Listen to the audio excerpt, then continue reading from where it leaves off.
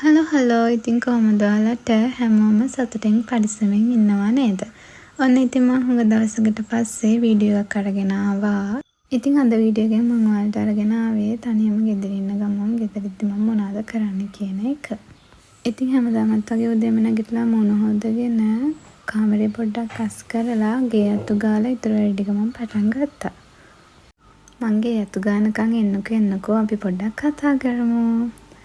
හරි මම මේ වීඩියෝ එකේදී ඔයාලත් එක්ක කියන්න හිතුවා දැන් ඉතින් මම මේ අවුරුදු 20ට මම ගෙවන ජීවිතේ ඔයාලා අවුරුදු 20ක් වෙලා සමහරු ගෙවන ජීවිතේ වෙනස් වෙන්න පුළුවන් මොකද අපි හැමෝගෙම ජීවිත එක වගේ නැහැනේ හැමෝම ඒ කියන්නේ එක විදිහට එක අයගේ ජීවිත තියෙන්නේ එතකොට ඉතින් කරන දේවල් වෙනස් සමහරු කැම්පස් ඉන්න පුළුවන් සමහරු ජොබ් කරන්න පුළුවන් තව සමහරු බැඳලා මෙඩිකල් බබාලා ඉන්න පුළුවන්. ඉතින් එක අයගේ ජීවිත එක විදිහට වෙනස්. ඒක නිසා මේ වීඩියෝස් බලලා මෙයා මෙහෙම කරනවා මම මෙහෙම නෑනේ මට මේවා නෑනේ මෙයාට මේවා තියෙනවා මට තියෙන දේවල් මෙයාට නෑනේ එහෙම කියලා ඔයාලා එහෙම හිතන්න එපා. අපේ ජීවිතවල මල් පිපෙන දවසක් කවදම හරියනවා. එතකන් ඉතින් අපි අපේ හිනවලට යන්න ගොඩක් උත්සාහ කරලා කැපවීමෙන් වැඩ කරමු. කලින් වීඩියෝ එක කිව්වත් වගේ අලුතෙන් ගේ හදන නිසා අම්මයි තාත්තයි ඒවට බිසි වෙලා මේ දවස්වල.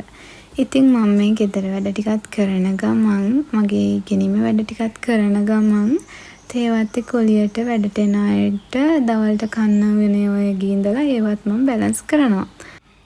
කොහොම හරි ඉතින් මට පුළුවන් විදිහට අම්මට තාත්තටයි උදව්වක් වෙනවා. දවල්ට මේ වැඩ ටික කරලා මගේ වැඩ ටික කරගන්නවා වගේම හවස අම්මලා එද්දී මම රැට උයලක් තියනවා. එතකොට ඉතින් මහන්සියලා ඒගොල්ලෝ ඇවිල්ලා නාලා කාලා හැමතින් නිදා ගන්න එක තමයි කරන්නේ. හරි ඉතින් ඊට පස්සේ මං ගේ අතු ගාලි වල වෙලා උදේට උයන්න ගත්තා. උයලා මම බුද්ධ පූජාව මේ විදිහට තිව්වා. මං උයන වීඩියෝස් ටික මේකට පස්සේ මං දාලා තියෙනවා. මොකද මං හිතුවා එකටම පහන තියෙන වීඩියෝ එක දාලා ඊට පස්සේ ඒ ටික දාන්න. හරි ඉතින් මම වැඩි දෙයක් නම් හදාගත්තේ නැහැ. කොළමැල්ලුමක් හදලා පරිප්පු මාළුවක් උයලා දම්බලයි හාල් මැස්සොයි දාලා බැදුමක් හදාගත්තා. ගෙදර තනියම ඉන්න නිසා දවල්ටත් එක්ක ඇති වෙන තමයි ඉතින් මං උයාගත්තේ. සැරින් සැරේ උයන එකත් ඉතින් කම්මැලිනේ. ඔයාලා හිතන විදිහට උයන එක ලේසිද අමාරුද? පුළුවන් නම් ඉතින් කමෙන්ට් එකක් දාගෙන යන්නකෝ. මම හිතන විදිහට නම් උයන එක හරිම ලේසි. මොකද ඉතින් එළවලුවක් උනත් කපලා සෝදලා කපලා අරගෙන ඒකට ඕන තුන පහනම් මනන් ටික දාලා කිරි දාලා ලිපේ තියන්න තියෙන්නේ. කොච්චර ලේසි වැඩක්ද බලන්නකෝ. මගේ වීඩියෝස් වලට ඔයාලා කැමති නම් මාත් එක්ක දිගටම එකතු වෙලා ඉන්න කියලාත් ඉතින් ඔන්න මම මතක් කරනවා. තනියෙන් හිටිය කියලා නෑ බැලුවේ නැති වුණත් ඉතින් එකමට හරි ටීවී එක දාලා තියෙනවා. ටීවී එකේ සද්ද තමයි ඔයාලට බෑග්ග්‍රවුන්ඩ් එකෙන් ඇහෙන්නේ.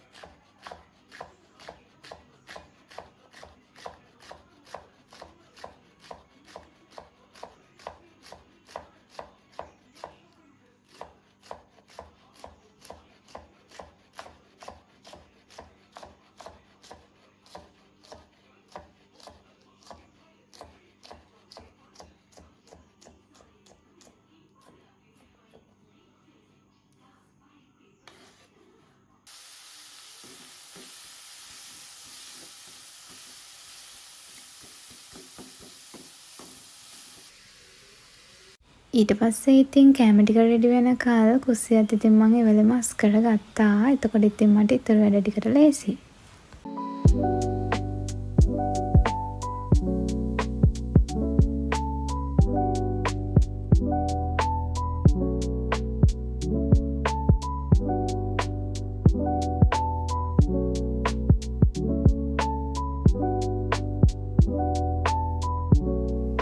ඔන්න ඉතින් මගේ උදේ කෑම එක මේ වීඩියෝ එකේ නැති මම ඒ උනාට තවසේ කරපු වැඩ ටිකක් කියන්නම්. මම නෑවා, වලං හේදුවා වගේම මිදුලතු ගෑවා.